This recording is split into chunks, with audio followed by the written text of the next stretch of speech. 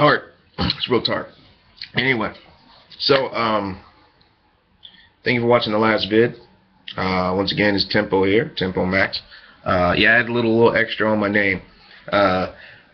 Nothing wrong with just Tempo, but I just thought it'd be nice. I've gone through a lot of transformations, so I figure if you're gonna do it, go maximum, you know. So TEMPO-MAXX is the new thing, you know, and the Robotking thing, you know, on the end of that. So thank you for everybody's support. In this video, this is pretty much a shout out video to the people in the past 2 years who have been influential. I'll talk more about people prior to that later on down the line, but I think that I made enough videos of me just sitting here talking, and everybody wants to see some, you know, new footage or whatever or whatnot, which is coming. So just give me a little time. I need more time just to sit and, you know, edit things and whatnot. Right now I'm just using the YouTube function thing. You can just record right off of there. So if you guys ever need to make a video and you feel like you need a video camera, you don't. As long as you have a webcam, you just go right on YouTube, click uploads, and then it'll give you the option to use your webcam to capture. So it makes it a lot easier if you just go straight there and it'll download it and not having to have it in your computer and bogging down memory. So the last 2 years, pre me coming to Australia, as I spoke in a couple videos ago, it was the hardest 2 years of my life. Went through so much heartache, but pretty much fought through it. It was a chance for me to completely start over. And to, well, I wouldn't say wipe the slate clean, but work to wipe the slate clean to start completely over. You know, the most influential people would be Paulette and Carrie of the Carnival, Frantic, of course, Duo, Michael Terrell, Mr. Michael Terrell, Duo, Michael Hummer or Shockwave, Boardman and Ace Rock, Pac Alica, who passed away, unfortunately, good friend of mine. Talk more about that later. And Mr. Nathaniel Gray, Big Nate, and can't forget Lou, the homie Lou. Used to roll, you know, that rolls with me and Shockwave when we would go out. Yeah, Lou Cass. And most importantly, Shabadoo and Hitmaster Fish have been the most influential. Oh, and also Asia One for giving me the opportunity to be a part of the B-Boy Summit. So I can't forget her. She's very important. Let's start at the beginning. In November or December, I believe it was, of 2010, after I went inactive, of course, I moved into LA, as I said in the previous video, and it was just a shit time, man. It was so bad, you know. And it was like the year it started storming a lot in LA, just rained like crazy, streets was flooding and stuff like that. But I still wanted to try my very best to get back on my feet for myself. You know, I knew where my life was and how much I'd given up and how much destruction I've done from what I've seen, and how much good I can do in the future if I just stick to it, you know.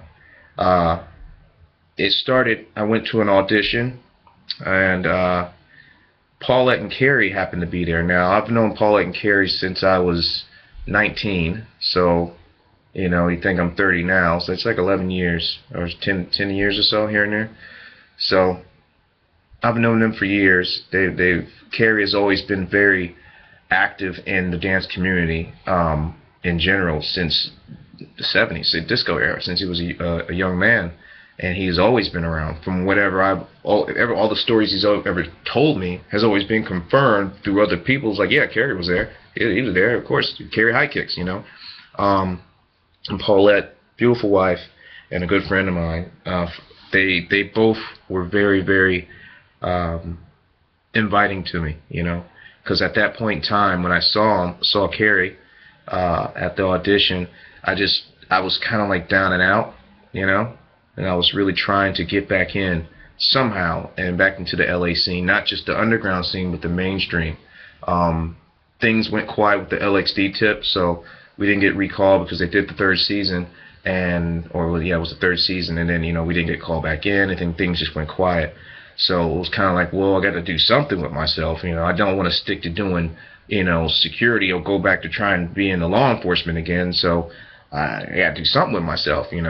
So I just started hitting up the auditions again and getting myself plugged in. But I saw Kerry at audition. He said, hey, we can, if you want to, you can come do shows at the Apple. I was like, hey man, I love to do shows with you guys. You've always been very nice to me growing up, and I'll be more than happy to. I don't look to get paid or anything. I really want to be involved somehow. So a couple months pass by. January comes, and around the end of December, he contacts me and was like, hey, you want to do January Carnival? You can do it with us. Do it with Raspberry Jam and Funk Junkies. So I was like, okay, cool. So I said yes. Time goes by, first practice comes up, and I feel odd man out because I don't know any of these people. First practice was at Debbie Reynolds, and I was kind of like, okay, well, they're a different type of dancing. What I'm saying? I'm just a popper. I don't know nothing about this stuff. I don't even lock or even pretend to. So how do I even fit into this, to their choreography? I don't do hip hop. Well, I mean, I don't do hip hop choreography, but I do hip hop dancing. That's my thing. But I don't do exactly the choreography thing. I'm not good at memorizing all those steps and being that systematic. But the adjustment, they made it very comfortable for me. They were very inviting. Everybody there was friendly, and it was the first time I made new friends. And I was coming back in totally butt naked into this into the industry, and I didn't know anything. But they were very, very caring, and they believed in me when I felt nobody did. I just felt like a stranger. My first friend I made when I came back in was Michael Duo fucking Terrell. Okay. Sorry to put the fucking in there, but it's you're the homie, so I love him to death, man. He will always be my brother in arms, no matter what, no matter where I go, because he gave me good inspiration, and he gave me the words that I needed to hear at the time. Now, we both were doing Carnival, and then we happened to both get picked up for a project. Now, how that worked out is that I just happened to be outside after practice, outside Debbie Reynolds one day, and this white Mercedes rolls up, right? And I'm thinking, like, who in the hell is this dude rolling up in a white Mercedes? This dude's a dancer? And Duo says, yeah, man, that's Free Boogie. Now, I've heard bits and pieces about Free, but I wasn't quite clear because I never actually physically met him. And if I did, it probably would have been a long time ago, but apparently he was always in the LA scene, and he had a lot of work going between Japan and America, but I didn't quite know him, so, but I briefly heard of him. So Free jumps out looking like new money, and then he walks up and he says, what's up to Duo and all that good stuff, and I introduce myself and I say, hey man, how you doing? I heard a lot about you, man. It's a nice sharp car, man. That's good that you're working hard and your hard work's paying off. You got something good like that, and you're a dancer. That's really good. You're living good, and you're working hard for it. He's like, thanks, man. What's your name? I say, hey, my name's Tempo, and he's like, hey, Free Boogie, nice to meet you. I'm like, all right, Free, it's nice to meet you. And then he's walking in the door and he stops dead in his tracks, and he says, not the Tempo from, and I kind of looked at him like, oh God, I hope there ain't gonna be some bullshit started, man. This dude's gonna start some shit, cause all this bullshit I've been involved in. But it turned out that he had a lot of respect for me. He said, oh man, I heard about you, and and I'm quite aware of what you can do. What are you doing in the next couple hours? And I was like, oh well, I was gonna get some tacos. Me, because I'm hungry. I just got done practicing with everybody else in there. I'm gonna go eat some tacos. So I'm gonna go to Jack in the Box and go get these dollar tacos. But I'll be back. He's like, yeah, come in the studio, and I wanna show you something. See if you want to be down with this. I'm like, fair enough, cool. Duo looks at me. He's like, okay, cool. So I leave. I go get my tacos because I'm hungry, and I get back about an hour later or whatever, and I walk in the studio. First person I see is Roro. Now Roro's a friend of mine from way back, who's a choreographer now, and he did a lot of stuff with B2K and, you know, I believe Aaliyah, a lot of work with Aaliyah before her passing, and, you know, he's just an all-around great dancer, and he can pop his ass off too. He's really good. You know, along with all those guys I met like Super Dave and everybody else like that, like they're just solid, you know. So I walk in there, say what's up to Roro. I haven't seen him in years. He's been all over the world and doing whatever. And I turn towards the mirror, and who do I see sitting there? It's fucking Wayne Brady of all people. And I'm like, nice. You know, so I go up and say, hey, how you doing, man? You know, my name's Tempo. He's like, oh, hey, man, thank you for coming. Free told me about you. And Free just walks up to the stereo system, which is by the door in Debbie's. And he's like, hey, I want you to get down to this. Just get down, do whatever the hell you want to do. So I got down. You know, I was just showing off. You know, I was already warmed up from practice. And that was that. They put me down. I ended up doing a project with Wayne for Disney. So we did a lot of joking around, made some good friends, you know, and now we're cool. That's the homie, Wayne Brady, you know. So Wayne, if you see this, you know, hope everything's good, man. I know you're always active. So congratulations, man. You're doing good.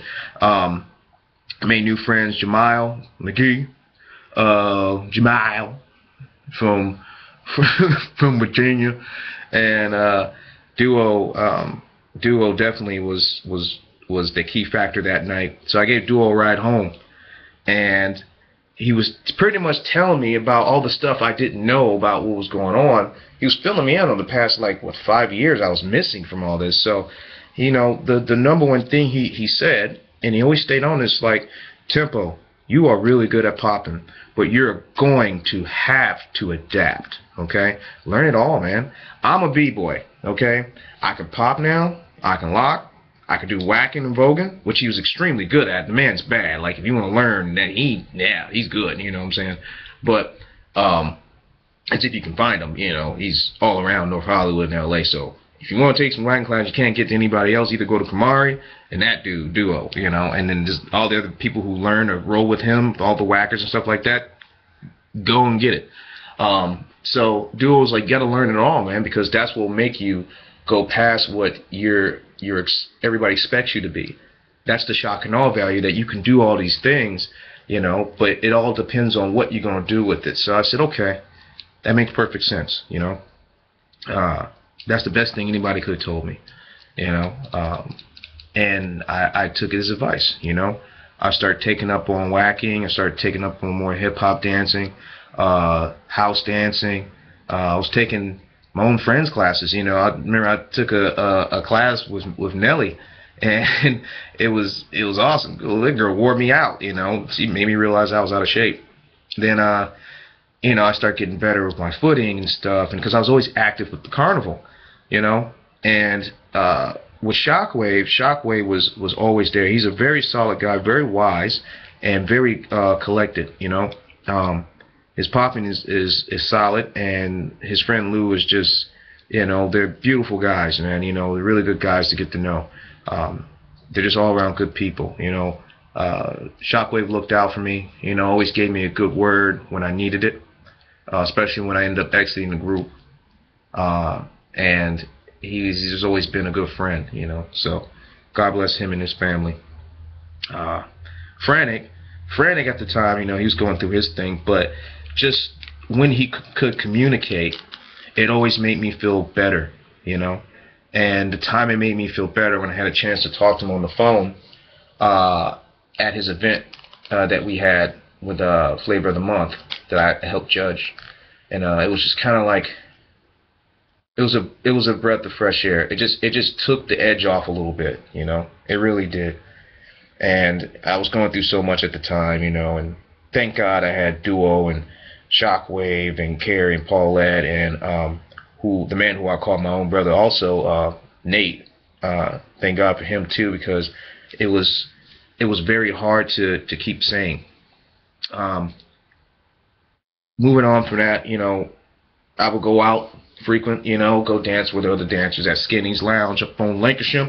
Used to be the spot, and then they fucking killed that, and they went to switch to the Federal, which is still good. It was fun, it's fun there, but I just hate when we always have to jump around. They just keep screwing Kerry around. I don't know why, but Kerry tries his best. So anytime he has something, go support Kerry, okay? Because it's for all of us, all right? It's not a selfish act. It's him trying to get everybody to get together and do what they love doing. So, Pac Alica, where he comes in on this is Pac Alica I've known since 2002. I met him at my first B-Boy Summit, and every once in a while when we see each other, he always gives me the good word, more lines along the lines of just being myself, and not following the crowd, Pac never judged me, ever.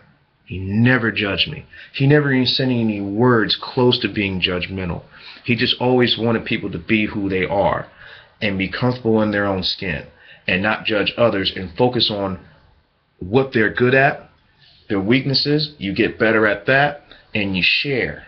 You share your info, you share your moves, and you trade back and forth, and everybody's fine, So in the past 2 years of me coming back 2 years ago and stuff, every time I see Pac Alica, he's always, Tempo's in the building, yelling it, and I'm like, why does he ever yell anybody else's name? Why me? This is strange, but hey, man, what's going on? It was always pleasant to see him, and you always see him at the carnival, you always see him at the Federal, you always see him at Skinny's. He's always there, what I'm saying? Got his little Coca-Cola, or juice, or water, got a little vaporizer, what I'm saying? He's doing it up for the night. He's good to go. Him, Brother Steve, and whoever else is all together, And Pac Alica always pulled me off to the side and always took a couple minutes out for me just to talk to me, to see how I was doing and to see how I was holding up, or just to give me a good word. He never, since 2002, never let up on that. He always gave me the good word. He always talked about my skill, always talked about me standing up on it.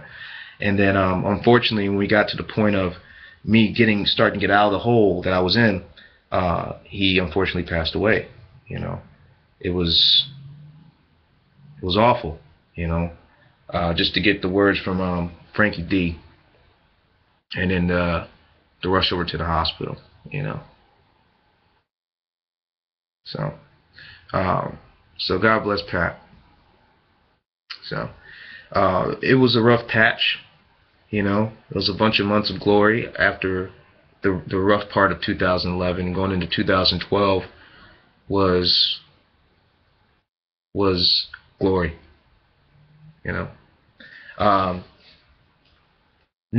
Nathaniel Gray, this fucking guy. This is the man who has stuck by my side since 2006, 2005. Now, he's a friend of Flash's, and we hooked up via that because I wanted to learn acting, and I was always interested in theatrics and theater and stage stuff, just because I've always admired it, and I always thought it would be a challenge, and I always liked the character building and stuff like that. So Nate would call me, and he would talk to me for hours, and he would give me homework to watch, and we would talk about cinema, and theater, movies versus cinema, which was, for me, I pretty much turn that into me being in a circle versus theatrical dancing and expression on stage, and bringing that all together into one big monster. When I had no place to go, Nathaniel looked out for me, and he let me stay there with him, and rather than bouncing around, his whole thing was like, look, and his exact words was, motherfucker, look, you stay here, okay? You ain't going nowhere else. You eat here, save your money, and get your shit together. You'll be fine. Just, I need you to focus on helping yourself get out of the hole, and he definitely coached me and talked to me and gave me a lot of brotherly love to help me out of that hole, and he didn't let up on me. He didn't give up at all. He's just a stand-up guy, and he was the one that taught me about the Book of the Five Rings, which is also where this tattoo comes from, which was a present from Carrie last year, and it was very kind of him too. So Nathaniel Gray was definitely a very influential person, and a key person in me getting better as a man and just as an all-around human, and understanding how people work and how to just pretty much snap out all the bullshit, you know, and stick to what I'm good at, which is this popping, you know. Where Asia won, okay, Asia was, she put me down for the B-Boy Summit, and that girl, she gets a lot of credit, man. I didn't realize how hard it would be to organize an event, and it was my first one, and it was a major one, so it was kind of like I was panicking all the time, but my whole focus was to help stamp out the stigma of cheating. So I figure with me involved, people have a good chance of having a good jam, you know what I'm saying? Rather than focusing on the actual battle, it will bring more people to go battle, but they still come in to make the link, you know, like we used to do it. And it worked, you know. We worked on it real hard, you know, and she put a lot of faith in me, and I really thank her from the bottom of my heart for, you know, taking a chance on me. She didn't have to do it, but she gave me a chance, and it worked, you know. It's doable, you know. And I just want to thank you, Asia, for putting me down for that, and I'll never forget that. Boyman H Rock, thank you for always being there for me, and always giving me the good word also, you know, always sticking by my side and always being positive, you know. You guys are just lovely people. You guys want history, whatnot, go to Stretch and all those Pomona guys and get it from them. They got it, especially the guys in LA. Just go ask them, you know, with open arms and open heart. Now, on to the main two, Shabadoo and Hitmaster Fish. So, Shabadoo, as a lot of people know, Shabadoo is Shabadoo, okay? You can't change anything about this man. You can't say shit wrong about this man. He'll be all over you. But the thing is about Shab that a lot of people misunderstand is that this man has seen everything. He has been there since the 70s. And a lot of people, they'll still argue, well, yeah, Shabadoo said this, so fuck him. I don't care if he was in break-in. And I'm like, oh, hold your horses. Remember, this is a man who is from Chicago. Now, not saying he's old, but this is an old Chicago motherfucker. So imagine he's no different. So the reason why me and Shab got along so well was because of that. I'm used to that. You know, I'm used to that way of thinking and that way of talking. So I don't fear him. You know, it's just that's how black people are. You know what I'm saying? And it's hilarious to me, but most people are just like, he's a dick. And I'm like, no, he's not a dick. He's a fucking lexicon. You got to get the info from him. If you go humbly, he's going to give humbly. That's just how he works, you know? And he was actually the one when I wanted to approach Sugar Pop about squashing the beef and making amends, because it was really something that was heavy, and it was really heavy on my heart. He was the one that actually helped me with that, you know? And Fish. Hitmaster Fish. Now Fish, crazy as fuck, but you gotta love this fucking guy. Fish has always been a good supporter, and he's always been very positive, and he always looked out for me and always checks up on me, you know, as Shab does and everybody else does. They always look out, and a lot of you do too, so thank you for that. So I just wanted to make this video and say thank you to everybody who helped me out the past couple of years. If I missed out anybody, I'm so sorry. I'm just going off the cuff right now. I'm doing it off the top of my head. And I know the video's long, and hopefully the next couple of videos be about some more dancing, you know. I'm going to go fishing around in my hard drive and my footage and my CDs and DVDs and stuff. And I'm going to try to find some old footage to put up so you guys can see kind of like my progression, you know, and give you a good idea of where you can go and what, you know, just some new ideas maybe, you know, just to feed off of. Not to steal, but to pretty much just, you know, build from, you know, and to turn into something else, you know, see where it goes. But I just want to say thank you for all who watched the video. God bless you to all the people that helped me. And please, please, please, please, go support Paulette and Carrie in the carnival. You want to battle? Don't wait for the jam. Go do it there. Okay? That's how we used to do it. There is no favorites there. And there is no friends there, really. You know what I'm saying? It is butt naked there. You know, you go there, you battle, you get it done, go home. You lose, you got next month. You got 4 weeks to make up for it. That's how we used to do it. That's how it should be. So you want to go and throw down? Go talk to Kerry. He'll definitely support that. He'll stop the whole damn show for it. I've seen him do it. So big shout out to Shockwave. He's in Japan right now. Nate, Duo, Frantic, my late friend Pac Alica, Shab, crazy motherfucker. Love you. Fish, you wandering fool, man. This man loves his art. And Asia, thank you. Boardman Ace, and Frantic, thank you for not giving up at all and just sticking by my side, man. And that's about it for now. So that's for the people who all believed in me after the fact, you know. Thank you.